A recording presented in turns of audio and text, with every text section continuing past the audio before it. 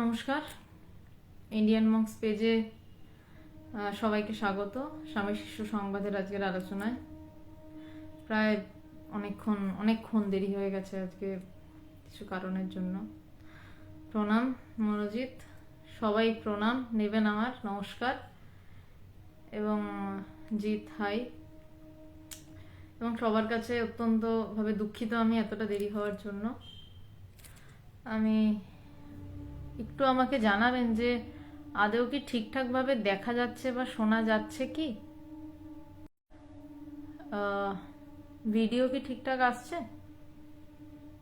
শ্রীমতী দি বা মনোজিৎ, কেউ একজন, জিৎ, কেউ একজন একটু জানান আমাকে যে ঠিকঠাক শোনা যাচ্ছে বা দেখা যাচ্ছে কিনা। আজকে আমাদের যে বিষয়টি স্বামী শিষ্য সংবাদের, সম্বন্ধে শরীর আজ মোটামুটি আছে, কাশিটা শুধু রয়ে গেছে, দুর্বলতা কিছুটা আছে, শরীর ঠিক আছে এখন মোটামুটি, কাশি বাদ দিয়ে বাকিটা ঠিক আছে। বিজয়বাবু প্রণাম, প্রবালবাবু প্রণাম, প্রণাম সবাইকে। আজকের যে বিষয়টা নিয়ে আলোচনা সেটা হচ্ছে যে শক্তি কি আদৌ দেওয়া যায়? আমরা সবাই, শ্রীমতীদি ধন্যবাদ, শোনা যাচ্ছে ঠিকঠাক। মূলত যে বিষয়টা যে শক্তি কি আদৌ দেওয়া যায়, যেটা নিয়ে সবার এত চিন্তা ভাবনা থাকে যে শক্তি সঞ্চরণ কি হয়, শক্তি কি আদৌ দেওয়া যায়। আচ্ছা, যদি যেহেতু কাশির একটু সমস্যা হচ্ছে, আমি একটু গরম কিছু হয়তো কখনো খেতে পারি, কিছু প্লিজ মনে করবেন না, লাইভে কিছু এসে কথা বলতে বলতে যদি আটকে যায় তাহলে হয়তো আমি গরম কিছু খেতে পারি। আগে থেকে আগাম মার্জনা চেয়ে নিচ্ছি, কিছু মনে করবেন না প্লিজ।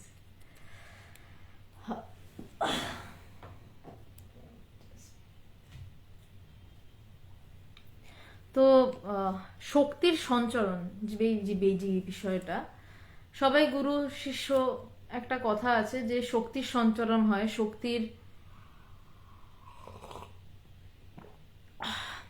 সরি আমার এই প্রত্যেকটা সিপের জন্য আমি সরি চেয়ে নিচ্ছি, কিন্তু নইলে ঠিক কথা বলাটা আমার পক্ষে একটু মুশকিল হয়ে যাবে। পোস্ট কোভিডটা বেশ ভালোই শুরু হয়েছে। তো স্বামী বিবেকানন্দ এই শিষ্যকে শক্তির সঞ্চরণ নিয়ে আজকে কিছু বলছেন।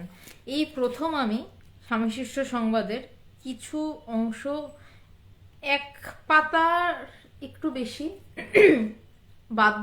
বাদ দিয়ে এগোচ্ছি। ওগুলো একটু স্বামীজির কোনো কথাই সাধারণ নয়, কিন্তু আমার মনে হলো একটু গুরুত্বপূর্ণ বিষয় তার পরেই রয়েছে, তাই ঠিক ওই জায়গাটা নিয়ে খুব বেশি আলোচনা থাকবে না, তাই জন্য আমি এই জায়গাটায় ঢুকলাম। আমি স্বামী শিষ্য সংবাদে প্রবেশ করছি। তো যেই বিষয়টা নিয়ে কথা হচ্ছিল সেটা হচ্ছে, যেই জায়গাটা আমি স্কিপ করলাম, যে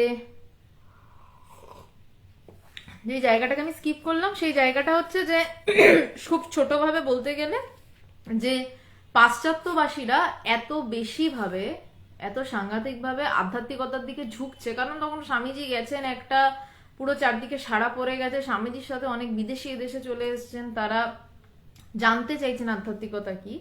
তো সেই বিষয়টা নিয়ে স্বামীজি এবং শিষ্যের মধ্যে, ধন্যবাদ, কিছু মনে করবেন না, ধন্যবাদ, অনেক অনেক ধন্যবাদ। স্বামীজির সাথে শিষ্যের একটা গল্পচ্ছলে আলোচনা হচ্ছে যে ওদের কেন এত উন্নতি, যে কারণ ওরা ওদের ভোগের শেষ ভাগে পৌঁছে গেছে। তো সেখানে আমি একটা লাইন বলছি, তো স্বামীজি বলছেন যে ওরা ধর্মকর্ম করতে গেলে আগে কুর্মাবতারের পূজা চাই, পেট হচ্ছে না সেই কুর্ম, একে ঠান্ডা না করলে তো ধর্মকর্মের কথা কেউ নেবে না। স্বামীজি শিষ্যের সাথে এইরকম একটা আলোচনা করতে করতে যেই জায়গাটায় এই শক্তির সঞ্চরণ, এই জায়গাটায় ঢুকেছেন, সেই জায়গাটায় আমি আসছি।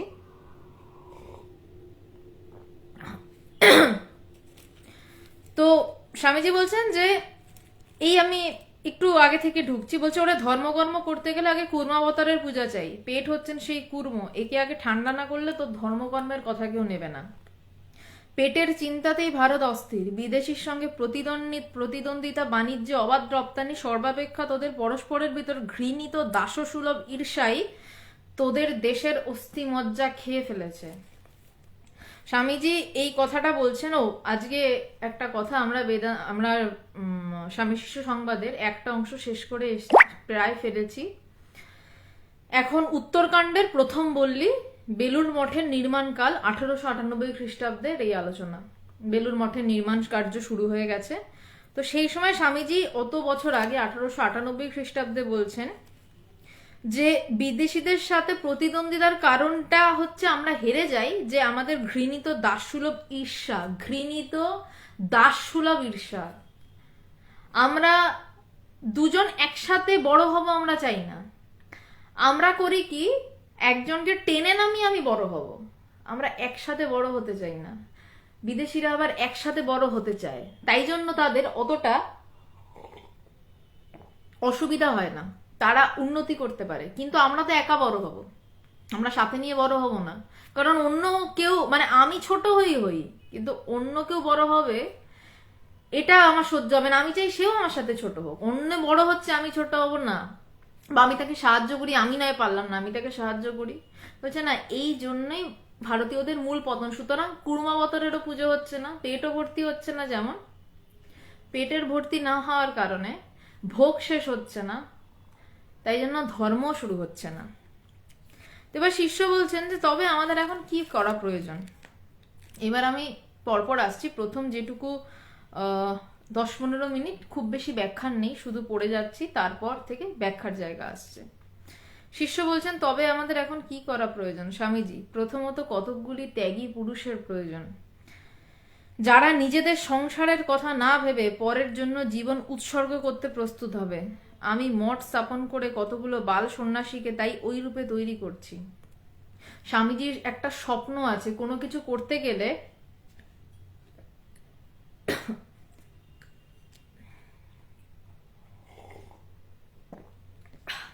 দূরদর্শিতা একটা বিষয় রয়েছে। দূরদর্শিতার একটা বিষয় রয়েছে। তো স্বামীজি যে সন্ন্যাস দিচ্ছেন, বেলুড় মঠের নির্মাণকাল এই 1898 খ্রিস্টাব্দ, স্বামীজি হিমজিক্যালি কিছু করেননি। তিনি কিন্তু খুব দূরের দিকে তাকিয়ে আজকে আমরা বেলুড় মঠকে যেভাবে দেখছি, বা আজকে এই সন্ন্যাসী সম্প্রদায় কালচারটাকে, একটা ধারা, বেলুড় মঠ তো একটা শক্তিশালী ধারা, সেই ধারাটাকে আমরা যেভাবে দেখছি। বিজয় বা রবিদাস ব্রহ্মচারী নমস্কার, বাংলাদেশ থেকে দেখছেন, নমস্কার। আমি বাংলাদেশ দেখিনি কখনো, বাংলাদেশ আমারও দেশের বাড়ি, আমার গুরু ভগবানেরও দেশের বাড়ি। যাই হোক, বাংলাদেশ বড়ই পবিত্র জায়গা আমার কাছে, যদিও এখনো দেখা হয়নি। তো স্বামীজি তো প্রথম থেকেই একটা স্বপ্ন দেখছেন, একটা আউটলাইন দেখছেন। যখন কেউ কোনো কোম্পানিও তৈরি করে না, সে যে মালিক হয়, যে দূরদর্শী মালিক হয়, সে কিন্তু একটা স্বপ্ন দেখে যে আমার কোম্পানিটা 20 বছর পর এরম জায়গায় গিয়ে দাঁড়াবে।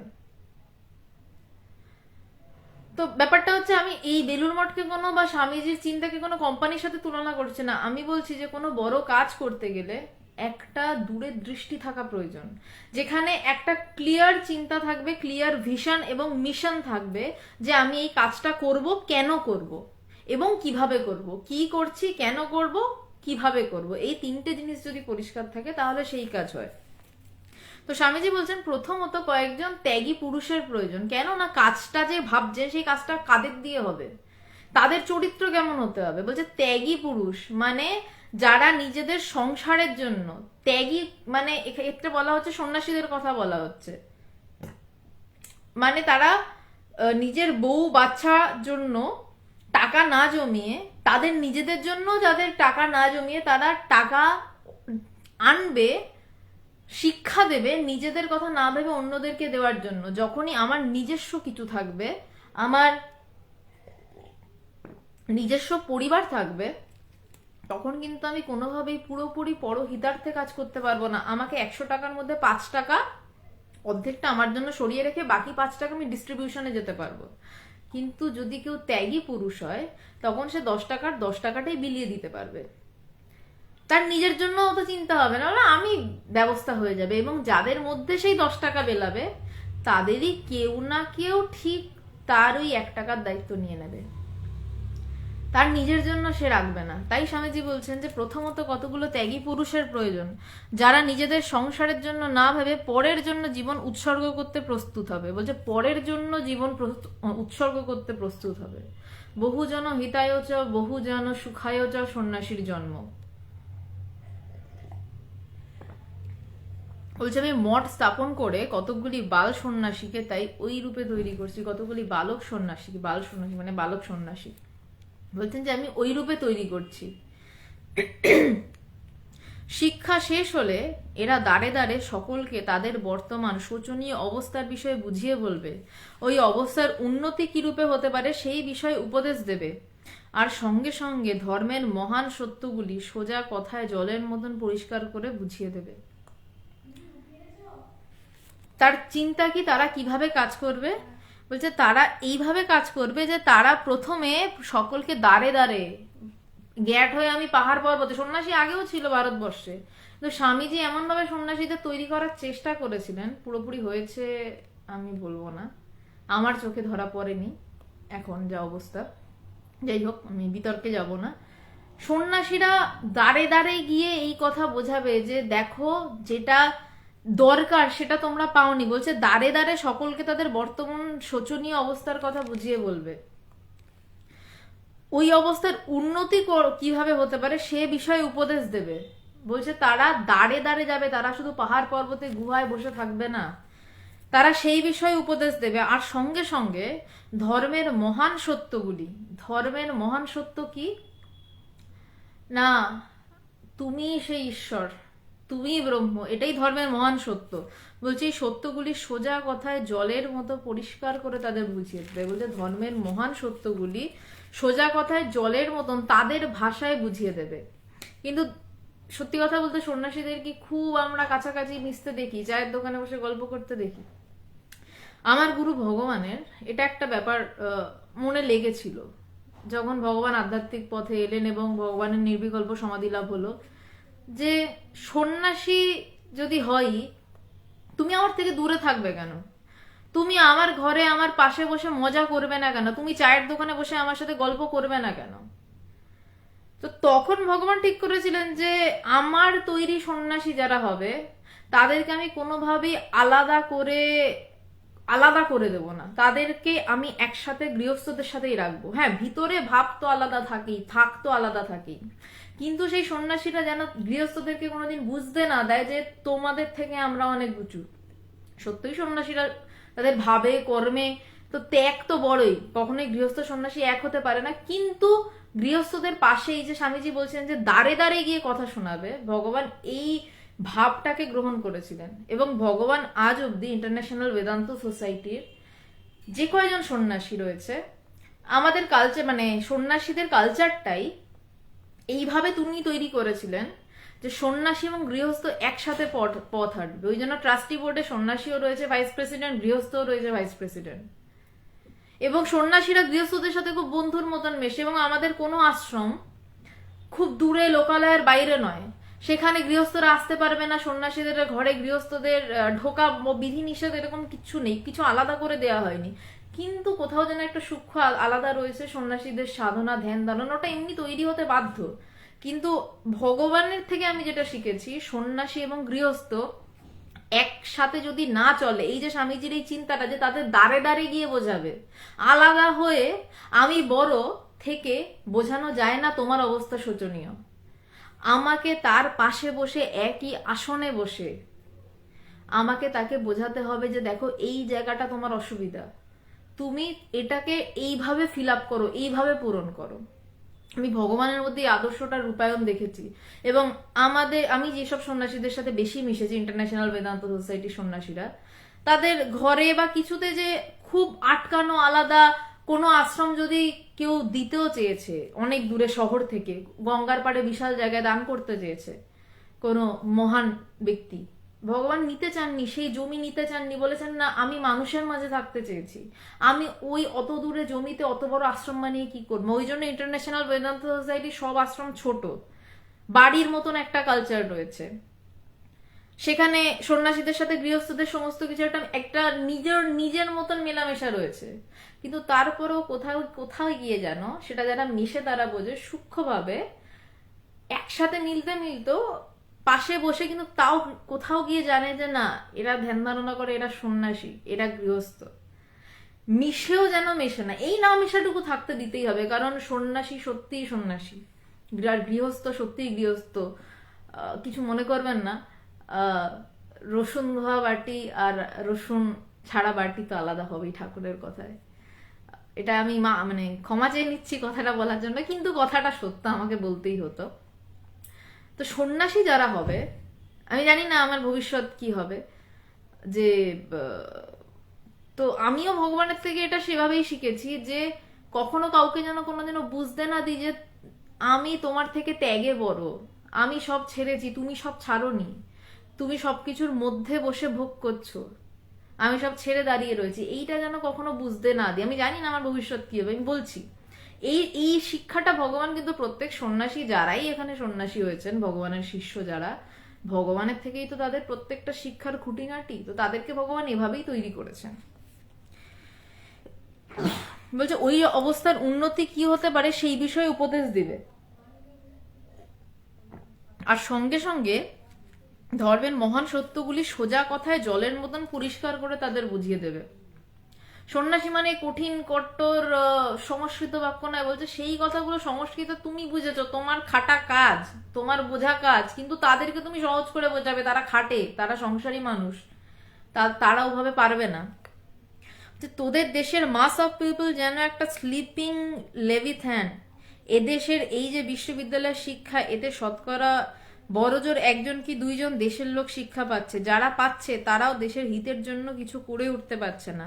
কি করেই বা বেচারি করবে বল, কলেজ থেকে বেরিয়েই দেখে যে সে 7 ছেলের বাপ। আজকেই একজনের সাথে কথা হচ্ছিল, আমাকে একজন, আমি এই লাইনটা একটু বলে নিই তারপর বলছি, বলছে যে এদেশে যারা শিক্ষা পাচ্ছে, দু একজন যারা, সৌভিক পাল, আমার গুরুকে আমি ভগবান বলেই ডাকি, আমার পিছনে যার ছবি রয়েছে তিনি আমার গুরু। তো বলছেন যে যে তারা দেশের হিতের জন্য দু একজন যদি ঠিকঠাক শিক্ষা পায়, তারাও দেশের হিতের জন্য খুব একটা কিছু করতে পারছে না, কারণ কলেজ থেকে বেরিয়েই সে দেখছে 7 ছেলের বাপ। কারণ 1898 সালে যেই সময়ের কথা বলছি, ছেলেদেরও তাড়াতাড়ি বিয়ে হয়ে যেত, এবং ছেলে চাকরি, মানে কলেজে এখন যেমন কলেজে পড়াশোনা করবে, চাকরি পাবে, তারপর বিয়ে, তখন কিন্তু সেটা হতো না। তখন সে তাড়াতাড়ি বিয়ে করতো এবং কলেজ থেকে বেরিয়েই তার অলরেডি অনেকগুলো বাচ্চা কাচ্চা হয়ে যেত, তারপর সে চাকরি খুঁজতো। বলছে তারপরেই তখন যা তা করে একটা কেরানিগিরি, বড়দের একটা ডেপুটিগিরি জুটিয়ে নেয়, ওই হলো শিক্ষার পরিণাম। বলছে ওটাই হচ্ছে শিক্ষার পরিণাম, কোনো মতে একটা কেরানিগিরি ডেপুটিগিরি জুটিয়ে নেবে, তারপর সংসারের ভারে উচ্চকর্ম উচ্চ চিন্তা করবা, তাদের আর সময় কোথায়, তার নিজের স্বার্থই সিদ্ধি হয় না, পরার্থে আবার কি করবে। বলছে তার তো তখন নিজের স্বার্থটাই সিদ্ধি হচ্ছে না, পরের জন্য কি হবে, পরের জন্য আর কি করবে। আজকেই আমার এক বন্ধুর সাথে কথা হচ্ছিল, বন্ধু বা বোন বলতে পারেন, আমার অনেক ছোটবেলার, মানে একই ক্লাস যেহেতু সেই জন্য বোন, মানে বন্ধু আর বোনও পারিবারিক সূত্রে। তো সে বিয়ে করেছে সদ্য, তার হাজব্যান্ডের সাথে আলাপ করাতে নিয়ে এসেছিল। তো হাজব্যান্ড আমাকে বলছে যে সেও আমাদের থেকে হাজব্যান্ড 2 বছরের বড়, তা বলছে যে সংসারের তো একটা নিয়ম রয়েছে, তো তুই আগে বিয়ে টিয়ে করে নিয়ে তারপর বৃদ্ধ বয়সে নয়তো এটা নিয়ে চর্চা করবি। বলছে যখন সমস্ত কিছু বিয়ে টিয়ে করে নিয়ে যখন ছেলে মেয়ে হয়ে যাবে, নাতি নাতনিও হয়ে যাবে, আমাকে বলছে তার হাজব্যান্ড, সেই মেয়েটি কোনো কথা বলছে না, কারণ সে অনেক ছোট থেকে আমাকে দেখছে, তো সেই স্কুলেরও অনেক ছোট্টবেলা 6-7 বন্ধু আমার। তো সেই ছেলেটা বলছে, আর মেয়েটা মুচকি মুচকি হাসছে, যে বলছে বলুক আর কি। তা আমাকে বলছে সবকিছু যখন স্যাচুরেশন হয়ে যাবে, স্যাচুরেটেড হয়ে যাবে, ছেলে মেয়ে হয়ে যাবে, তারপর নাতি নাতনি হয়ে যাবে, তখন এই পথে যাস। তো আমি তাকে যেই ভাষায় উত্তর দিয়েছি, বন্ধুদের মধ্যে, মানে বন্ধুদের ভাষা, তো আমি সেই ভাষাটাই বলছি, গুরুগম্ভীর ভাবে বলছি না। আমি বললাম দেখো দাদা, তোমার ছেলে হলো বল্টু, আর তোমার বল্টুর ছেলে হবে পল্টু। হ্যাঁ, বিকাশ রায় আমার গুরু দেহে আছেন। তো গল্পটাই বেশ মজা লেগেছে আমার তখন বলতে, চটজলদি বলছিলাম। তো আমাকে ও মেনলি যেটা দাদা বলছিল, মানে ওর হাজবেন্ড বলছিলেন যে সব স্যাচুরেশন হয়ে যাওয়ার পরে বৃদ্ধ বয়সে তুই এই পথে যা। তাই বললাম তোমার ছেলে বল্টু, তার ছেলে পল্টু। এবার তখন এতদিনে তুমি বল্টুরও অনেক সমস্যা তোমার জীবনে নিয়ে চলে এলে, তারপর পল্টু হলো, তোমার নাতি হলো, তারও অনেক সমস্যা জীবনে নিয়ে চলে এলে, তারপর কোনো মতেই তুমি হিমালয়ের চূড়ায় বসে থাকলেও তোমার ওদের সমস্যাগুলো তোমার মনে কখনো স্যাচুরেশন হবে না, সমস্যাগুলো তৈরি করে ফেলেছো তুমি। তুমি হিমালয়ের চূড়ায় বসে থাকলেও তুমি ফোন করবে, আরে ঠিক আছিস তো, তোদের এই সমস্যা হচ্ছে না তো? স্যাচুরেশন কখনোই হওয়া সম্ভব নয় বুড়ো বয়সে গিয়ে, কখনোই ধর্মের চর্চা বুড়ো বয়সে গিয়ে ঠিক ঠিক সম্ভব হতে পারে না। তখন সময় কাটানো হতে পারে, টাইম পাস হতে পারে, তখন একদম বুড়ো বয়সে ধর্মচর্চা করে সারা জীবন ফুর্তি করে ভোগ করে বুড়ো বয়সে গিয়ে ধর্মচর্চা করে সময় কাটে, কিন্তু বিশাল কিছু করে দেওয়া যায় না। বললাম যদি বিশাল কিছুই করে দেওয়া যেত তাহলে তুমি বিয়েটাও বুড়ো বয়সেই করতে। যা কিছু ঠিক তা ছোট থেকে শুরু করতে হয়, অল্প থেকে শুরু করতে হয়। তুমি এখন ভোগটা করে নিতে চাইছো কেন? বিয়ে করলে কেন? এই সময় তোমার শরীর তাজা, মন তাজা, তুমি এই সময় ভোগটা ঠিকভাবে করতে পারবে। তাই জন্য এই সময় মানুষ যুবক বয়সে বা যুবতী বয়সে বিয়ে করে, তার শরীর এবং মন তাজা থাকে। তার শরীর বলিষ্ঠ না হলে সে কোনো কিছুই ঠিক করতে পারে না, আর মানসিক স্থিতি না থাকলে সে কিছুই ঠিক করে করতে পারে না। তো তেমনি যদি মানসিক স্থিতি ঠিক না থাকে আর শারীরিক স্থিতি ঠিক না থাকে, তাহলে সে আধ্যাত্মিকতাও করতে পারবে না। তার শিরদাঁড়ায় ব্যথা হলে সে ধ্যান করতে পারবে? সে বলবে সারাক্ষণ শরীরে, আজকে বলবে আমার হাঁটুতে ব্যথা, কাল বলবে মাথা ঘুরছে, সে শুয়ে থাকতেই ব্যস্ত থাকবে। তো যদি আধ্যাত্মিকতা ঠিক করে জানতে চান, যারা কম বয়স থেকে শুরু করেছেন, সব ছাড়তে বলছি না, সন্ন্যাসী হতে বলছি না, কিন্তু কম বয়স থেকে শুরু করার দরকার।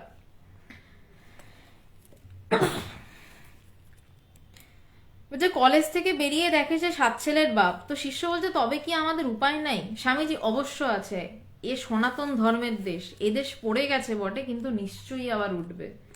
এমন উঠবে যে জগৎ দেখে অবাক হয়ে যাবে। দেখিসনি নদী বা সমুদ্রে তরঙ্গ যত নামে, ঢেউটা তারপর তত জোরে ওঠে। এখানেও সেই রূপ হবে। দেখিসনি পূর্বাকাশে অরুণোদয় হয়েছে, সূর্য ওঠবার আর বিলম্ব নাই। তোরা এই সময় কোমর বেঁধে লেগে যা, সংসার ফংসার করে কি হবে? এটাই আসল কথা, কিন্তু ঠিক খুলে বলা যায় না, লোকজন ভয় পেয়ে যায়। এইটাই আসল কথা, যে কোমর বেঁধে লেগে যা, সংসার ফংসার করে কি হবে। এটা এই সংসার ফংসার, সংসার ফংসার খুব কৌতুক করে বলেছেন, আসলে ফংসারই, কিছু নেই ওতে, ফক্কা পাওয়া যায়। সংসার যারা করে শেষে গিয়ে বলে ফক্কা পেলাম, কিছু পেলাম না, কিন্তু শুরুটা সবাই অতি আনন্দের সাথে করতে যায়। তো যাই হোক, বেশি এই কথাটা নিয়ে বলবো না, তাহলে মানুষ একটু ভয় পেয়ে যাবে।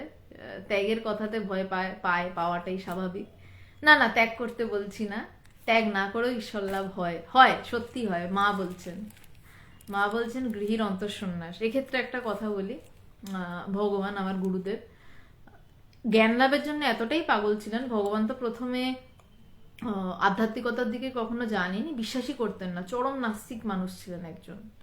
তো যখন ভগবান আধ্যাত্মিকতাকে বিচার করে পরীক্ষা করে মানলেন যে না, সত্য এক বস্তু আছে, তারপর জ্ঞান লাভের জন্য যখন পাগল হলেন, ততদিনে ভগবানের বিয়ে তো হয়ে গেছেই, দেবযানী চক্রবর্তী, শ্রীমতী দেবযানী চক্রবর্তী, ভগবানের মেয়ে, তারও জন্ম হয়ে গেছে। এবার ভগবানকে তার গুরুদেব স্বামী পবিত্রানন্দজি বলেছিলেন স্বামীজির বই পড়তে। ভগবান স্বামীজির বই পড়তে গিয়ে দেখলেন সেখানে লেখা রয়েছে গৃহীর অন্তর্সন্ন্যাস। তো ভগবান ভাবছেন এটা কি হচ্ছে, গৃহীর অন্তর্সন্ন্যাস, আমি তো সন্ন্যাসী নই, তাহলে আমি কিভাবে আমার কিছু হবে? সরি, স্বামীজি বলছেন যে সন্ন্যাসী না হলে, আচ্ছা আমি বুঝতে পারছি না, আমার মোবাইলটাও আজকে সমস্যা করছে, মানে আমি চার্জে দিয়েছি অথচ ব্যাক চার্জিং হচ্ছে, 10% চার্জ ছিল সেখান থেকে 5% হয়ে গেল। আমি জানি না, হঠাৎ যদি লাইভ বন্ধ হয়ে যায়, সো সরি। আমি মানে মোবাইলটা চার্জে বসিয়েই লাইভ করছি, কিন্তু তাও কেন চার্জ ড্রেন হচ্ছে আমি জানি না। আপনারা কি এইটার কোনো উপায় জানেন? একটু আমাকে তাহলে জানান যারা শুনছেন, কেন এই অসুবিধাটা হচ্ছে আমি বুঝতে পারছি না। যাই হোক, যতক্ষণ শোনা যায় আমি বলছি।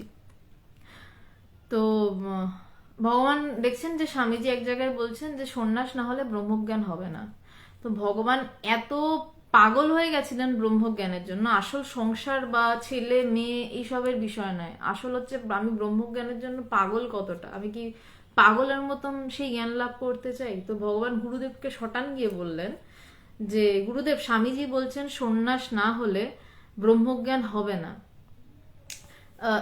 সুদেশ না, তুই শুনছিস, আমি দেখতে পেলাম আমাকে একটু হেল্প কর, আমি মানে মোবাইলটা চার্জ দিয়ে লাইভ করছি, কিন্তু চার্জ ড্রেন হচ্ছে, মানে চার্জ তো হচ্ছেই না, 10% থেকে 5% হয়ে গেছে। আমি চার্জ খুলে আবার লাগালাম চার্জে, কিন্তু তারপরেও হচ্ছে না, ড্রেন হচ্ছে। কোনো উপায় আছে কিনা একটু আমাকে দেখে একটু কমেন্ট কর ছুটকি। হ্যাঁ মনোজিৎ, তাই করেছি, কিন্তু হচ্ছে না ব্যাপারটা। যাই হোক, তো ভগবান জিজ্ঞাসা করলেন ওইভাবে যে যদি গুরুদেব আপনি বলেন যে আমি সন্ন্যাস না নিলে আমার ব্রহ্মজ্ঞান হবে না, তাহলে আমি এক্ষুনি সন্ন্যাস নিতে প্রস্তুত। একজন মানুষের ব্রহ্মজ্ঞান হওয়ার জন্য এই এই রকম পাগলামো লাগে, নইলে হয় না। তো তখন পবিত্রানন্দজি ভগবানকে বলেছিলেন যে না, মা বলেছেন গৃহীদের অন্তর্সন্ন্যাস। যে দায়িত্ব নিয়ে ফেলেছে, যে সংসারের দায়িত্ব নিয়ে ফেলেছে, যার মেয়ে হয়ে গেছে, তাকে তো সেই সংসারের প্রতিপালন করতে হবে। সে তখন সবাইকে ভাসিয়ে দিয়ে যেতে পারে না, কিন্তু তাহলে কি তার ব্রহ্মজ্ঞান হবে না? হবে। মা তার উপায় দিচ্ছেন, শারদা মা বলছেন গৃহীর জন্য অন্তর্সন্ন্যাস। তো যারা গৃহীরা শুনছেন তাদের জন্য অভয়বাণী যে হ্যাঁ, ভগবানও সেই হিসাবে অন্তর্সন্ন্যাস হিসাবে বিষয়টা নিয়েছিলেন, এবং সেই অন্তঃসন্ন্যাস বিষয়টা নিয়ে ভগবান এমন হলেন যে তাকে আজকে মানুষের, তার নাম ভগবান নয় কিন্তু তাকে অ্যাটলিস্ট আমার মতন আধুনিক একটা মেয়ে, সে ভগবান বলে মানতে বাধ্য হয়েছে এবং জীবনটা তার পিছনেই দিতে বাধ্য হচ্ছি। তার কারণ সে এমনভাবে ব্রহ্মবিজ্ঞান লাভ করলো। দৈপায়ন রয়, হ্যাঁ এই পাগলামোটাই আসলে বৈরাগ্য। ঠিক বলেছেন আপনি, একদম ঠিক বলেছেন দৈপায়ন রায়। এই যে সত্যকে জানার জন্য পাগলামো, এর নামই বৈরাগ্য। এটাকেই যথার্থভাবে, অনেক ধন্যবাদ মনোজিৎ, ওয়েট করে চার্জ দিলাম, এবার চার্জ হচ্ছে, 5% থেকে এবার 6% হয়েছে, থ্যাংক ইউ। যাই হোক, তাহলে মনে হচ্ছে আলোচনার একটু চালানো যাবে। তো স্বামীজি বলছেন যে সংসার করে কি হবে, তোদের এখন কাজ হচ্ছে দেশে দেশে গায়ে গায়ে গিয়ে দেশের লোকদের বুঝিয়ে দেওয়া যে আর আলিস্যি করে বসে থাকলে চলছে না। শিক্ষাহীন ধর্মহীন বর্তমান অবনতিটার কথা তাদের বুঝিয়ে দিয়ে বলগে ভাই সব ওঠো জাগো, কতদিন আর ঘুমাবে। আর শাস্ত্রের মহান সত্যগুলো সরল করে তাদের বুঝিয়ে দিগে। এতদিন এ দেশের ব্রাহ্মণেরা ধর্মটা একচেটে করে বসেছিল। স্বামীজির একটা বিষয়ে খেয়াল করুন, যে স্বামীজি বলছেন যে শিক্ষাহীন ধর্মহীন বর্তমান অবনতিটার কথা তাদের বুঝিয়ে দিয়ে বলগে ভাই সব ওঠো জাগো, কতদিন আর ঘুমাবে, কিন্তু তারপরেই ফিরছেন আর শাস্ত্রের মহান সত্যগুলি তাদের সরল করে বুঝিয়ে দেয়। শাস্ত্রের মহান সত্য সরল করে কিন্তু বোঝানোটাই সন্ন্যাসীর কাজ। সে যতই শিক্ষাহীনতার কথা বলুক, সে যতই ধর্মহীনতার কথা বলুক, সে যতই সেলাই ফোরাই শেখাক, আচার তৈরি শেখাক, সন্ন্যাসীর আসল কাজ কিন্তু হচ্ছে শাস্ত্রের মহান সত্য। তুমি স্বয়ং ব্রহ্ম, তোমাকে এটা বোধ করতে হবে যেন তেন প্রকারে। আচার বানিয়ে স্বনির্ভর করে একটা স্টেজ, কিন্তু তোমাকে এটা বোধ করতে হবে। এই জায়গায় পৌঁছে দেওয়ার জন্যই কিন্তু সন্ন্যাসীর জন্ম। সন্ন্যাসীর কাজ কিন্তু একমাত্র এটাই। তো বলছে যে এই মহান সত্যগুলো সরল করে তাদের বুঝিয়ে দে। স্বামীজি কিন্তু এই স্বপ্নটা দেখেছিলেন যে যাই করুক না কেন তার সাথে এই কাজটা করবে। কিন্তু মুশকিলটা কি হয়, যখনই মানুষ কাজ করতে থাকে, যে মানে বিভিন্ন সামাজিক কাজ করতে থাকে না, তখন এই সত্যগুলোর কথা বলতে ভুলে যায় মানুষ, শুধু কাজটাই তখন চলতে থাকে। জীবজ্ঞানে শিবজ্ঞানে জীব সেবা বললেন স্বামীজি। মানুষ শিবজ্ঞান শব্দটাকে ভুলে গেল, শুধু জীব সেবাটা নিল। চলো এবার আমি সামাজিক কাজকর্ম করি, তো ফলত কি হয়, শিব জ্ঞান করাটা কিন্তু আর হয় না। শিব জ্ঞান মানে কি, ব্রহ্মজ্ঞানের কথা বলছেন, ব্রহ্মজ্ঞানের বিষয়ে বলছেন। তো ব্রহ্মজ্ঞানের বিষয় বলছেন, তারপর আসছে জীব সেবা। কিন্তু মানুষ শিব জ্ঞানটা ভুলে গিয়ে শুধু জীব সেবা নিয়ে মেতে গেল, ফলত জীব সেবাটাও ঠিকঠাক করে হয় না। তারপরে কে ওখান থেকে কম টাকা বেশি নিয়ে নিয়েছে, কে বেশি টাকা নিয়ে নিয়েছে, এইসব নিয়ে ঝামেলা ঝঞ্ঝাট হয়। আচ্ছা, সবাইকে একটু অনুরোধ করছি, একটু শেষ হলে আজকে প্রশ্ন পাঠান, কারণ প্রশ্নগুলো স্ক্রোল করে উপরে উঠে যায়, পরে আর খুঁজেও পাওয়া যায় না। আর কথা বলতে বলতে প্রশ্ন এলে আলোচনার মোড়টা আবার ঘুরে যায়। একটু শেষের পর দয়া করে প্রশ্নগুলো পাঠান। বলছে যে শাস্ত্রের মহান সত্যগুলো সরল করে তাদের বুঝিয়ে দিকে। এতদিন এদেশের ব্রাহ্মণেরা ধর্মটা একচেটে করে বসেছিল, কালের স্রোতে তা যখন আর টিকলো না, তখন সেই ধর্মটা দেশের সকল লোকে যাতে পায় তার ব্যবস্থা করবে। বলছে এতদিন ধরে তো ব্রাহ্মণেরা ধর্মটা একচেটিয়া করে বসেছিল, একভাবে নিজেদের কুক্ষিগত করে বসেছিল। ধর্ম মানে কিছু পুজো টুজো হবে আর কি। বলছে এখন যখন কালের স্রোতে আর টিকলো না, তাহলে সেই ধর্মটা দেশের সব লোক যাতে পায়, সব লোক যাতে সেই ধর্মের ছোঁয়া পায় তার ব্যবস্থা করবে। সকলকে বোঝাগে ব্রাহ্মণের ন্যায় তোমাদেরও ধর্মের সমান অধিকার। আচণ্ডালকে এই অগ্নি মন্ত্রে দীক্ষিত কর। আর সোজা কথায় তাদের ব্যবসা বাণিজ্য কৃষি প্রভৃতি গৃহস্থ জীবনের অত্যাবশ্যক বিষয়গুলি উপদেশ দিকে। নতুবা তোদের লেখাপড়াকেও ধিক, আর তোদের বেদ বেদান্ত পড়াকেও ধিক।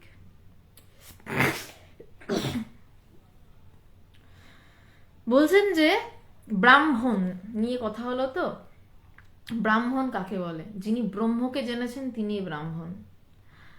তো শুধু পদবীতে ব্রাহ্মণ হয় না, আসল যেভাবে বর্ণাশ্রম প্রথা ঠিক হয়েছিল যে যিনি ব্রহ্মকে জানবেন তিনি ব্রাহ্মণ হবেন। তো টাইটেল যাই থাক, যিনি ব্রহ্মকে জেনেছেন তিনি তো ব্রাহ্মণ বটেই। তো বলছেন যে ব্রাহ্মণদের নাতে সবার ধর্মের সমান অধিকার, এটা সবাইকে বোঝা। আচণ্ডাল সব শ্রেণীকে বোঝা। এই অগ্নিমন্ত্রে দীক্ষিত কর। বলছে যদি এটা না পেরে থাকিস তাহলে তোদের লেখাপড়াকেও ধিক, তার কারণ তারা বাণিজ্য কৃষি প্রভৃতি গৃহস্থ জীবনের দরকারি জিনিসগুলো বোঝাতে পারছে না। আর বলছে তার সাথে তোদের বেদ বেদান্তকে পড়াটাও ধিক, তাতেও তোদের কোনো লাভ হলো না, কিছুতেই কাজ করলো না। শিষ্য মহাশয়, আমাদের সে শক্তি কোথায়? এইবার আজকের যে মূল প্রসঙ্গ, যেটাতে ঢুকতে চাইছিলাম বারবার করে, যে শক্তি সঞ্চারণ কি হয়। শিষ্য মহাশয়, আমাদের সে শক্তি কোথায়? আপনার শতাংশের একাংশ শক্তি থাকিলে নিজেও ধন্য হইতাম, অপরকেও ধন্য করিতে পারিতাম। বলছে যে শিষ্য বলছেন আমাদের সে শক্তি কোথায়? বলছে আপনার শতাংশের একাংশ শক্তি যদি আমাদের মধ্যে থাকিত তাহলে নিজেও ধন্য হইতাম, নিজেও উদ্ধার হতাম, অপরকেও ধন্য করতে পারিতাম। সমস্যা হচ্ছে শিষ্য এই কথাটা বলছে এবং স্বামীজির দেহত্যাগের এত বছর পরে এই কথাটাকে আমরা আরো বেশি করে, যে ওটা উনি তো স্বামীজি, উনি বাবা পেরেছিলেন, আমি পারবো না বলে স্বামীজিকে একটা বড় দেওয়ালের ফটো করে দেওয়ালে টাঙিয়ে ফুল ফুল দিয়ে আমরা ধূপ ঘুরিয়ে আমরা খুব শান্তিতে থাকি এবং আমরা নিজেদের বিবেকের কাছে পরিষ্কার থাকি। স্বামীজি পেরেছিলেন, উনি ঠাকুরের পার্শ্বদ, আমরা কে কোথাকার, আমরা কি পারবো? শিষ্য স্বামীজির সামনে বসেই তাই বলছে যে আপনার শক্তির শতাংশের একাংশ থাকলে আমরা পারতাম। আর আমরা বলি স্বামীজির শক্তি আমাদের কিছুই নেই, কিন্তু আমরা এটা ভাবি না যে স্বামীজি বলছেন যে সবার ভিতরে সেই একই ব্রহ্ম শক্তি রয়েছে। স্বামীজি পারলে আমরা কেন পারবো না? আমরা তো অতি অবশ্যই তা পারবো। বলছে শিষ্য মহাশয়, আমাদের সে শক্তি কোথায়? ভাব বদলায়নি, বরঞ্চ ভাবের আরো অবনমন ঘটেছে। আসলে না, এই কথাটা আমি ভগবানের থেকেই প্রথম শুনেছিলাম যে আসলে তোরা কাজ করবি না বলে একদিন প্রচন্ড ঝাড় খাচ্ছি ভগবানের থেকে। ঝাড় খেতে খেতে এই কথাটা দারুণ লেগেছিল আমার, ঝাড়ের মধ্যেও। বলছেন যে তোরা কাজ করবি না বলে তোরা কাউকে একটা বড় করে অবতার বা বিশাল তাকে মহাপুরুষ বানিয়ে দেয়ালে টাঙিয়ে ফটো করে টাঙিয়ে দিয়ে বলিস যে উনি পেরেছিলেন আমি পারবো না। তুই পারবি না কেন? তোর মধ্যে যা ওনার মধ্যে যা শক্তি তোর মধ্যে তা শক্তি নেই। হ্যাঁ সত্যই তো, স্বামীজির মধ্যে যা শক্তি সেই ব্রহ্মই তো আমার মধ্যে রয়েছে। তো আমি চেষ্টা করলে কিছু অন্তত পারবো না কেন? কিছু তো পারবো, কিন্তু সেই চেষ্টাটাই আমরা করি না। আমরা প্রথমেই বলি বাবা পারবো না। এবার স্বামীজি বলছেন দূর মূর্খ, শক্তি ফক্তি কেউ কি দেয়? গুরুরা সব জায়গাতে একই কথা বলেন। বলছেন দূর মূর্খ, শক্তি ফক্তি কেউ কি দেয়? ও তোর ভেতরেই রয়েছে, সময় হলেই আপনা আপনি বেরিয়ে পড়বে। তুই কাজে লেগে জানা, দেখবি এত শক্তি আসবে যে সামলাতে পারবি নি। পরার্থে এতটুকু কাজ করলে ভেতরের শক্তি জেগে ওঠে। পরের জন্য এতটুকু ভাবলে ক্রমে হৃদয় সিংহ বলের সঞ্চার হয়। তোদের এত ভালোবাসি, কিন্তু ইচ্ছা হয় তোরা পরের জন্য খেটে খেটে মরে যা, আমি দেখে খুশি হই। কি দুর্ধর্ষ কথা! স্বামীজি বলছেন যে যখনই বলছেন যে আপনার শতাংশের একাংশ থাকিলে ধন্য হইতাম, স্বামীজি বলছেন দূর মূর্খ, এত বড় তিরস্কার। বলছে দূর মূর্খ, শক্তি ফক্তি কেউ কি দেয়? আমি কি শক্তি মানে স্বামীজি বলছেন আমার শক্তি টেনে তোর মধ্যে দিয়ে দিলাম, এরকম হয় না। বলছে যে ও তোর ভিতরেই আছে। আসল কথা যে সময় হলেই আপনা আপনি বেরিয়ে পড়বে, যে সময় হলেই নিজে নিজে বেরিয়ে পড়বে। তুই কাজে লেগে জানা, দেখবি এত শক্তি আসবে যে সামলাতে পারবি না। ওই যে কথাটা বললাম, আমরা কাজেই লাগাতে চাই না, আমরা প্রথমেই তাকে আদর্শ করে বড় বানিয়ে দেয়ালে টাঙিয়ে ফটো দিয়ে ধূপধুনো দিয়ে পুজো করে দেবতা বানিয়ে দিই। উনি পেরেছিলেন, আমি পারবো না, কিন্তু আমি শুরুটাই করি না। তো বলছে তুই কাজে লেগে যা না, দেখবি এত শক্তি আসবে সামলাতে পারবি নি। পড়ার্থে এতটুকু কাজ করলে ভেতরের শক্তি জেগে ওঠে। বলছে শক্তি আমি তোকে দিতে পারবো না। গুরু শক্তিটা টেনে শিষ্যের ভিতর দেয় না, শক্তির সঞ্চরণ ওরম হয় না। হয় কি, ভিতরের নোংরাগুলো গুরু, এই যে শিষ্যের ভিতরে জড়তা, স্বামীজি ধাক্কা মেরে মেরে পরিষ্কার করছেন। স্বামীজি নিজের শক্তিটা থেকে টেনে দিয়ে দিচ্ছেন না, কিন্তু শিষ্যের ভিতরে শক্তির সামনে যে জঞ্জাল পড়েছে ওই জঞ্জালটাকে সাফ করছেন। গুরুর এটাই কাজ। গুরু অ্যাকচুয়ালি জঞ্জাল পরিষ্কার করেন। আমাদের সবার ভিতর যে অনন্ত জঞ্জাল, অনন্ত না, জঞ্জাল অনন্ত হয় না, তাহলে শেষ হতো না। আমাদের যে মানে জঞ্জালের স্তূপ হয়ে পড়ে রয়েছে, সেই জঞ্জালের স্তূপ এইভাবে কথা দিয়ে পরিষ্কার করেন, কখনো এইরকম ভাবে দুর্মূর্খ বলে পরিষ্কার করেন। বলছেন যে শক্তি ফক্তি কেউ কি দেয়? পরার্থে এতটুকু কাজ করলে ভেতরের জন্য শক্তি জেগে ওঠে, পরের জন্য এতটুকু ভাবলে ক্রমে হৃদয়ে সিংহ বলের সঞ্চার হয়। বলছে পরের জন্য যদি এইটুকু ভাবিস, অল্প একটু ভাবিস, হৃদয়ে ক্রমে সিংহ বলের সঞ্চার হয়, সিংহের মতন বল আসে হৃদয়ে। তোদের এত ভালোবাসি, কিন্তু ইচ্ছা হয় তোরা পরের জন্য খেটে খেটে মরে যা, আমি দেখে খুশি হই। এখানেই গুরু আর বাবা মা বা হিতাকাঙ্ক্ষী অন্যদের তফাৎ। কিছু মনে করবেন না, আরো একটা কঠিন কথা বলছি। বাবা মাও ভালোবাসেন, গুরুও ভালোবাসেন, কিন্তু বাবা মা কি চান? যে ছেলে মেয়ে বড় হয়ে প্রতিষ্ঠিত হোক, হয়ে হয় আমার জন্য কিছু করুক। যদি আমাকে নাও দেখে, যেই বাবা মা প্রতিষ্ঠিত থাকে তাদের পয়সা কড়ির প্রয়োজন নেই, তারা ভাবেন আমার জন্য কিছু করার দরকার নেই, ছেলে নিজেরটা নিজে গুছিয়ে নিয়ে বা মেয়ে নিজেরটা নিজে গুছিয়ে প্রতিষ্ঠিত হোক। আর গুরু কি ভাবেন? গুরুও ভালোবাসেন। গুরু গুরু বলছেন যে আমি তোদের এত ভালোবাসি, কিন্তু ইচ্ছা হয় তোরা পরের জন্য খেটে খেটে মরে যা, আমি দেখে খুশি হই। গুরু নিজের জন্য রাখছেন না, তার জন্য কিছু রাখতে দিচ্ছেন না। এখানেই ভালোবাসার তফাৎ। ভালোবাসা দু রকমের হয়। কালকে আমি একজনকে বলছিলাম যে ভালোবাসি ভালোবাসি শব্দটা ইয়ার্কি নয়, মজা নয় শব্দটা। একটা হয় মোহে, মোহ, ভালোবাসা এক প্রকার মোহ, সেটা সাধারণ ভালোবাসা, যেই ভালোবাসা নিজের জন্য কিছু করতে বলে। মানে ওই বাবা মার ভালোবাসা হচ্ছে মোহের ভালোবাসা, বা আমাদের যারা হিতাকাঙ্ক্ষী জাগতিক ভাবে, তারা হয় তাদের জন্য কিছু করতে বলে, অধিকাংশই তাদের জন্য কিছু বলে না, কিন্তু তার নিজের আখের গুছিয়ে নিতে বলে। বলছে এটা, এই ভালোবাসার নাম মোহ।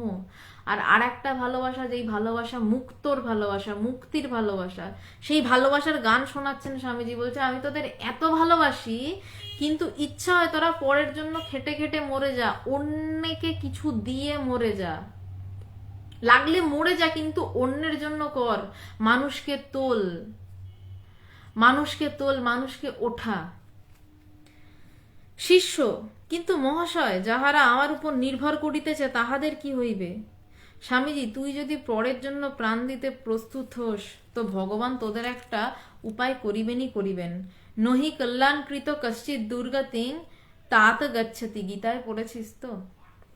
এই বিষয় প্রসঙ্গে স্বামীজি নিজের জীবনের কথা বলি। শিষ্য বলছে তো যে কিন্তু মহাশয়, যাহারা আমার উপর নির্ভর করিতেছে তাহাদের কি হইবে? স্বামী বিবেকানন্দ নিজে যখন গৃহত্যাগ করে সন্ন্যাসী হলেন, তখন তিনি সংসারের বড় ছেলে, বাড়িতে ছোট ছোট ভাই বোন, তার বিধবা মা। তার বাবা খুব বড় উকিল ছিলেন, কিন্তু তার বাবা খুব দানবীর ছিলেন, প্রচুর দান করে প্রায় সংসারে কিছুই জমাননি, এবং তাদের যেটুকু যা সম্পত্তি, অত বড় লোকের ছেলে তার প্রায় না খেয়ে দিন কাটছে। সেই সময় স্বামীজি, খুব সুন্দর একটা কথা লেগেছিল, স্বামীজি একদিনকে ভাবছেন যে আমি কিভাবে বেরোই, ছোট ছোট ভাই বোনেরা আমারই মুখের দিকে তাকিয়ে। শিষ্যের আর কি বা তার উপর নির্ভর করছে আমি জানি না। স্বামীজির সংসারে একমাত্র উপার্জনক্ষম ব্যক্তি, বলছে ছোট ছোট ভাই বোনেরা আমারই মুখের দিকে তাকিয়ে মা গড়দের শাড়ি, একটাই গড়দের শাড়ি, স্বামীজির মায়ের ভুবনেশ্বরী দেবী, সে শাড়ি ছিঁড়ে শত স্থানে শত চিহ্ন হয়ে গেছে বলছে।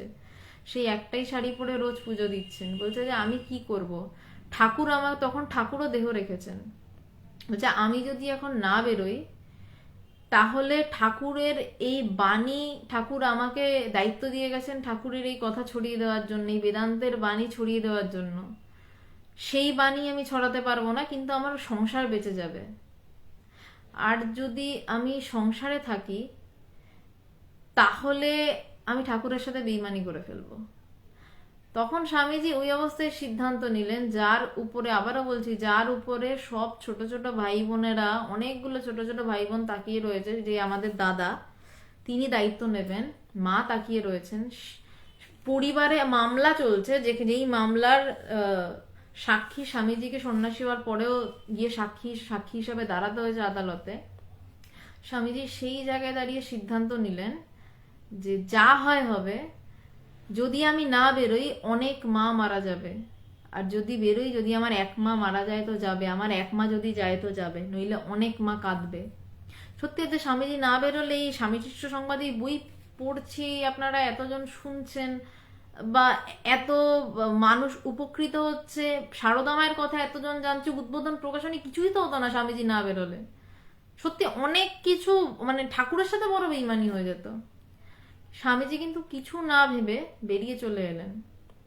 খুব নিষ্ঠুরতা লাগছে শুনে, কিন্তু স্বামীজি বেরিয়ে চলে এলেন ভরসা করে। বলে দেননি ঈশ্বরের সাথে কোনো চুক্তি করে আমি বেরোচ্ছি, বা ঠাকুরের সাথে চুক্তি করে আমার মা বাবাকে, আমার মাকে, ভাইদেরকে বাঁচিয়ে রেখো। স্বামীজি বেরিয়ে এলেন এই ভেবে যে আমাকে ঠাকুরের কথা রাখতে হবে। তিনি চুক্তিতে যাননি, কারণ তিনি ভালোবেসেছিলেন ঠাকুরকে। স্বামীজির পরিবার, মা কি মারা গেছিলেন? যাননি। স্বামীজির বাড়ি মামলা হয়েছিল, সেই মামলায় পরে জিতেও ছিলেন তারা। কিছু তছনছ হয়ে যায় না যদি আপনি তার উপর ভরসা করে পুরো তার উপর ছেড়ে দিতে পারেন সবকিছু। কিচ্ছু তছনছ হয় না, সব তারই তো তৈরি। তিনি যেভাবে সুতো টানছেন, যেভাবে নাড়াচ্ছেন, সেভাবেই তো হবে। এই যে কথাটা শিষ্য বলছে না, যাহারা আমার উপর নির্ভর করিতেছেন তাহাদের কি হইবে, এই সব লাইনটার মধ্যেই রয়েছে শিষ্যের অজ্ঞানী মন, তার মধ্যে কর্তা ভাব রয়েছে। তারা আমার উপর নির্ভর করছে, আমি তাদের প্রতিপালন করছি। আসলে কি আমি তাদের প্রতিপালন করি? এই মুহূর্তে যদি একটা ভূমিকম্প হয়, এক্ষুনি আমি স্পট ডেড হয়ে যাব। আমি কি কারোর প্রতিপালনের ক্ষমতা রাখি? তিনি বাঁচিয়ে রেখেছেন, তিনি আমায় বাঁচিয়ে রেখেছেন, আমাকে দিয়ে করাচ্ছেন, তাই করছি। আমি যদি সরে যাই, যদি চলে যাই, তিনি যদি মনে করেন তা আমার সংসারকে বাঁচিয়ে রাখবেন, রাখবেন। তো স্বামীজি সেই কথাটাই বলছেন সহজ করে, যদি তুই পরের জন্য প্রাণ দিতে প্রস্তুত হোস, তো ভগবান তাদের একটা উপায় করবেনই করবেন। স্বামীজি এত জোর দিয়ে কথা বলছেন কারণ স্বামীজি নিজের জীবনেই অবস্থাটা টের পেয়েছেন। শিষ্য আজ্ঞে হ্যাঁ। স্বামীজি ত্যাগই হচ্ছে আসল কথা, ত্যাগী না হলে কেউ পরের জন্য 16 আনা প্রাণ দিয়ে কাজ করতে পারে না। অনেকে বলে যে সন্ন্যাসী হওয়ার কি দরকার, এরকম ভাবেও তো চাকরি করেও ঈশ্বরকে নিয়ে কাটানো যায়। হ্যাঁ, কাটানো যায়, কিন্তু ত্যাগের একটা মজা রয়েছে। ত্যাগের মতন বড় ভোগ আর কোথাও নেই। খোলা হাতে, 1 পয়সা হাতে না নিয়ে পুরো তার উপর নির্ভর করে খোলা আকাশের নিচে দাঁড়ানোর মতন ভোগ আর কোথাও নেই। অম্বানি, বিল গেটস কেউ ওই ভোগ করতে পারবে না। তাদের সবসময় একটা নির্ভরতা থাকবে, কিন্তু শেকলে বাঁধা নির্ভরতা, গলায় শেকল আটকানো নির্ভরতা। আমার টাকা আছে, যদি চলে যায়, এই যদি চলে যায় নামই শেকল। আর সন্ন্যাসীদেরকে মহারাজ বলা হয়, মহারাজা বলা হয়। কেন বলা হয়? তাদের কোনো শেকল নেই, তাদের উপরের সাথে কানেকশন, তাদের হাত ফাঁকা, 2 হাত খোলা, এরম ভাবে হাত তুলে রাখতে পারে তারা। তাদের ভয় নেই আমাদের যদি কিছু হারায়। স্বামীজি সন্ন্যাসীর গীতিতে লিখছেন অপূর্ব একটি লাইন, গৃহছাদ তব অনন্ত আকাশ, শয়ন তোমার সুবিস্তৃত ঘাস, দৈব বশে তুমি প্রাপ্ত যাহা হও, সেই খাদ্যে তুমি পরিতৃপ্ত রও, হৌ কুৎসিত কিংবা সুরন্দিত, ভুঞ্জহ সকলই হয়ে অবিকৃত। যে গৃহ ছাদ তব অনন্ত আকাশ, এই ত্যাগের ভোগটা কোথায়, ত্যাগের মজাটা কোথায়? দুই হাত যখন ফাঁকা হয় ঠিক ঠিক আক্ষরিক ভাবে, তখনই কিন্তু ত্যাগ, তখনই ত্যাগ না, অ্যাকচুয়ালি ওটা ভোগ হয়ে দাঁড়ায়, চরম ভোগ। বলছে গৃহছাদ তোমার অনন্ত আকাশ, শয়ন তোমার সুবিস্তৃত ঘাস, তোমার কোনো আলাদা জায়গা নেই, তুমি যেখানে খুশি শো, জায়গা করে রাখা তোমার জন্য। বলছে দৈব বলে তুমি প্রাপ্ত যাহা হও, সেই খাদ্যে পরিতৃপ্ত রও। মাছ লাগবে, মাংস লাগবে, ওরকম বিষয় নয়। বলছে তুমি যদি মাছ পাও সেটা খেয়ে পরিতৃপ্ত হও, যেদিনকে কিছু পেলে না তুমি জল খেয়ে পরিতৃপ্ত থাকো, তিনি তোমার জন্য জুটিয়ে দেবেন। বলছে তৃপ্ত, এই তৃপ্তিটা জ্ঞান না হলে আসবে না। শুধু সন্ন্যাসী মানে গেরুয়া নয়, সন্ন্যাসী মানে জ্ঞান, সন্ন্যাসী মানে সম্যক রূপে অজ্ঞান নাশ, তখনই সন্ন্যাস। গেরুয়া পরে বেরিয়ে গেলাম না, এটা সন্ন্যাসী, হ্যাঁ বাহ্যিক রূপে সন্ন্যাসী, কিন্তু সন্ন্যাস ওই যে অন্তর সন্ন্যাস, ভিতরটা যখন জ্বলে পুড়ে ছাই হয়ে যায়, যখন অজ্ঞানের সম্যক রূপে নাশ হয়, তাই সন্ন্যাস। তো বলছে তখনই কিন্তু তৃপ্তি, তুমি যা পাবে তাতে তৃপ্তি, তুমি যেখানে শুতে পাবে তাতে তৃপ্তি। বিল গেটসের তৃপ্তি নেই, সে আরো ব্যবসা বাড়াতে চায়। সে কদিন আগে স্ত্রীকে ডিভোর্স দিল, কেন? তৃপ্ত নয়। অম্বানি তৃপ্ত নয়, তার কয়েক হাজার কোটি টাকার দেনা নিয়ে সে ঘুমাতে যায়। কিন্তু একজন সঠিক পূর্ণ জ্ঞানী সন্ন্যাসী বা পূর্ণ জ্ঞানী তৃপ্তিতে থাকে। বলছে যেই খাদ্যই তুমি পাও তুমি তাতে তৃপ্ত হও, আসল বিষয়ে তুমি তৃপ্ত, তাহলেই কিন্তু তুমি ভোগ করছো।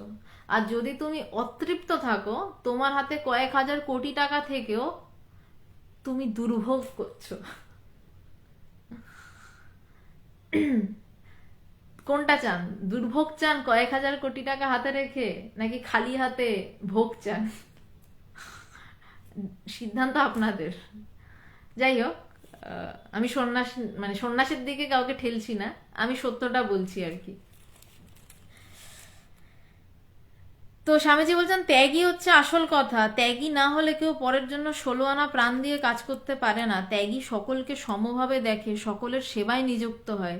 বেদান্তেও পড়েছি সকলকে সমানভাবে দেখতে হবে, তবে একটি স্ত্রী ও কয়েকটি ছেলেকে বেশি আপনার বলে ভাববি কেন? বলছেন যে বেদান্ততে পড়েছিস যখন যে সকলকে সমানভাবে দেখতে হবে, তবে একটা স্ত্রী আর কয়েকটা ছেলেকে একটু বেশি নিজের ভাববি কেন? সবাইকেই নিজের ভাব। বেদান্ত তো বলছে যে রূপং রূপং প্রতিরূপ বাবুব। যদি পড়ে এই বোধই হয় যে রূপে রূপে তিনি, তাহলে একটা বউ আমার একটু বেশি কাছে, তার জন্য আমি বেশিটা সরিয়ে রাখবো, আমার ছেলেকে মাছের মুড়ো খেতে দেবো, এটা কেন? সব ছেলেকে সমান ভাগ করে দেবো। বলছে তাই জন্য ত্যাগের দরকার। তোর দোরে স্বয়ং নারায়ণ কাঙাল বেশে এসে অনাহারে মৃতপ্রায় হয়ে পড়ে রয়েছেন, তাকে কিছু না দিয়ে খালি নিজের ও নিজের স্ত্রী পুত্রদেরই উদর নানা প্রকারে চর্বচুষ্য দিয়ে পূর্তি করা, সে তো পশুর কাজ। বলছে তোর তোর মানে দোরে এসে নারায়ণ কাঙাল কাঙাল হয়ে দাঁড়িয়ে রয়েছে, সবাইকে সমানভাবে না দিয়ে।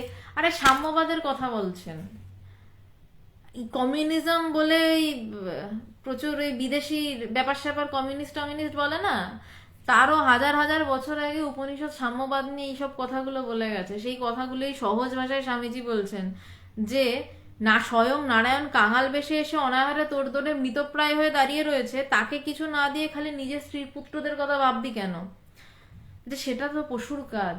এটাই সাম্যবাদ। সাম্যবাদ ভারতীয় ধর্মের মধ্যে রয়েছে। সাম্যবাদ বাইরে থেকে কোথাও থেকে উড়ে এসে জুড়ে বসেনি। ওটা যেটা বলছে সেটা উড়ে এসে জুড়ে বসা মতবাদ, ভুল বলেই দাঁড়াতে পারছে না, ভুল বলেই খেয়েই হয়। আমি যাই হোক, আমি পার্টিগত বিষয়ে যাচ্ছি না। ভারতবর্ষের বেদান্তের মতন এত বড় সাম্যবাদ কোথায় আছে, যেখানে বলছে রূপং রূপং প্রতিরূপ বভুব, যেখানে রূপে রূপে প্রতিরূপে তিনি, যখন প্রতিরূপে তিনি, প্রতিরূপে ভোগও সমান, প্রতিরূপে ত্যাগও সমান। কেউ কম ভোগ করে না, কেউ বেশি ভোগ করে না, যদি রূপে রূপে প্রতিরূপে তিনিই থাকেন। তো একটু চিন্তা করবেন আসল সাম্যবাদ কি, আসল কমিউনিজম কি। কমিউনিজম শব্দটাই বিদেশ থেকে ধার করে আনা। আমরা ধারে চলবো, না আমাদের দেশে প্রাচীন মুনি ঋষিরা সাধনা করে যা শিখিয়েছেন সেই সাধনা দিয়ে কথাটা ধরবো? শিষ্য মহাশয়, পরার্থে কার্য করিতে করিতে সময় সময় বহু অর্থের প্রয়োজন হয়, তাহা কোথায় পাইব? স্বামীজি, বলি যতটুকু ক্ষমতা আছে ততটুকুই আগে কর না। পয়সার অভাবে যদি কিছু নাই দিতে পারিস, একটা মিষ্টি কথা বা দুটো সৎ উপদেশও তো তাদের শোনাতে পারিস না, তাতেও তোর টাকার দরকার। আমি যখন ভগবানের সাথে মানে কাছে প্রথম যাই, ভগবান এই কথাটা খুব বলতেন যে স্বামীজির এই কথাটা মাথায় রাখবি। তখন কলেজে পড়ি, পকেটে পয়সার কড়ি তো নেই, এখনো নেই, চাকরি ছেড়ে দিয়েছি, যাই হোক।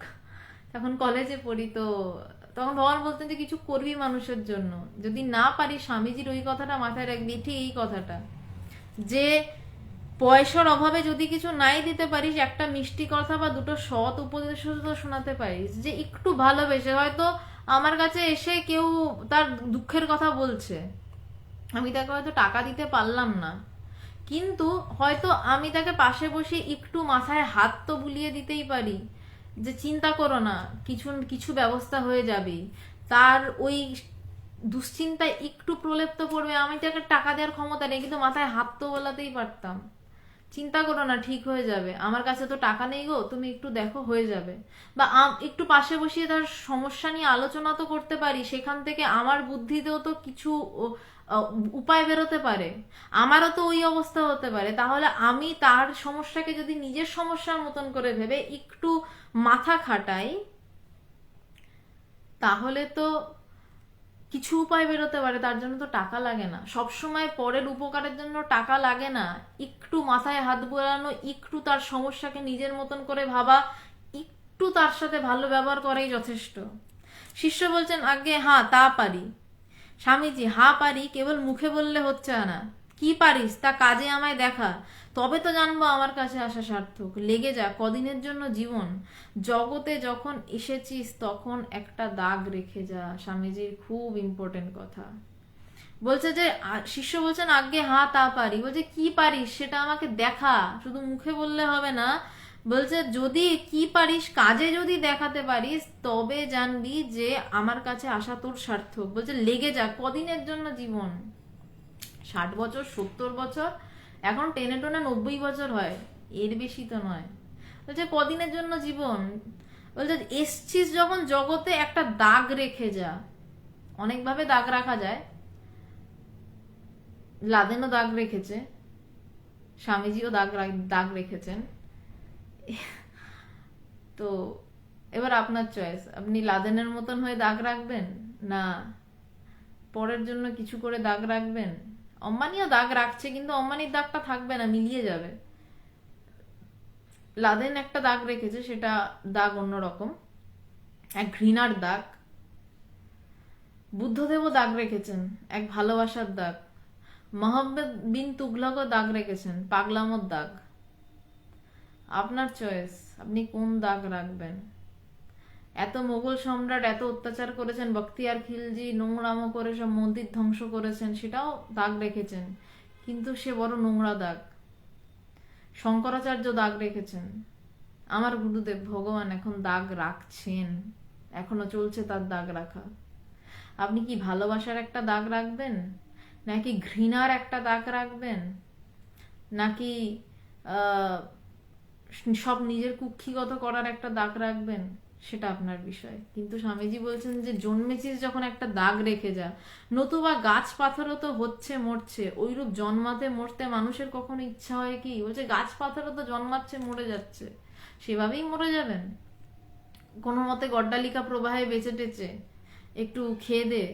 বলছে আমায় কাজে দেখা যে তোর বেদান্ত পড়া সার্থক হয়েছে, সকলকে এই কথা শোনাগে, তোমাদের ভেতর অনন্ত শক্তি রয়েছে, সেই শক্তিকে জাগিয়ে তোল। নিজের মুক্তি নিয়ে কি হবে, মুক্তি কামনাও তো মহা স্বার্থপরতা, ফেলে দে ধ্যান, ফেলে দে মুক্তি ফুক্তি, আমি যে কাজে লেগেছি সেই কাজে লেগে যা। স্বামীজি প্রচন্ড স্পিরিটেড হয়ে কথা বলছেন, বোঝা যাচ্ছে। কি বলছেন, কখন এই কথা বলা যায় যে মুক্তি কামনাও তো মহা স্বার্থপরতা, কখন বলা যায়, যেই স্বামীজি, নরেন্দ্রনাথ দত্ত সে ছোট, সে তার গুরুকে যখন বলেছিল আমি কেবল সমাধিস্থ হয়ে থাকতে চাই, তখন তার গুরু তাকে ধমকে দিয়ে বলেছিল যে তুই এত ছোট, তুই শুধু নিজের সমাধি নিয়ে পড়ে থাকতে চাস। স্বামীজি কেঁদেছিল। সেই লোকটা, সেই ছোট নরেন্দ্রনাথই আজকে বড় হয়ে গুরুর জায়গায় দাঁড়িয়ে তার শিষ্যকে বলছে মুক্তি কামনাও তো মহা স্বার্থপরতা। ফেলে দে ধ্যান, ফেলে দে মুক্তি ফক্তি, আমি যে কাজে লেগেছি সেই কাজে লেগে যা। স্বামীজি কোন কাজে লেগেছেন? এই দেশের জাতিকে তোলার কাজে লেগেছেন। কিভাবে তুলছেন? না শিক্ষা, অন্ন, বস্ত্র এবং আধ্যাত্মিকতার সহায়। শিষ্য অবাক হইয়া শুনিতে লাগিল। স্বামীজি পুনরায় বলিতে লাগিল,